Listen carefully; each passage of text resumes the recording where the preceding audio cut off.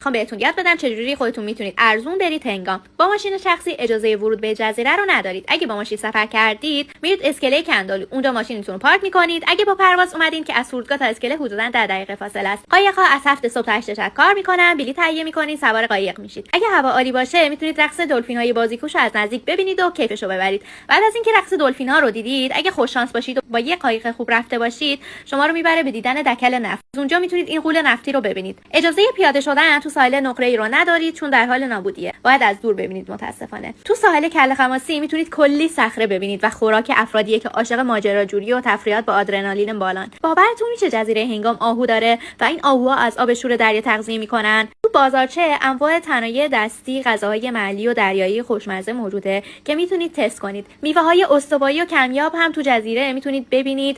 از زلال بودن آب هر چی بگم کمه، به راحتی میتونید ماهی‌ها رو ببینید. معروفن به ماهی‌های آکواریومی.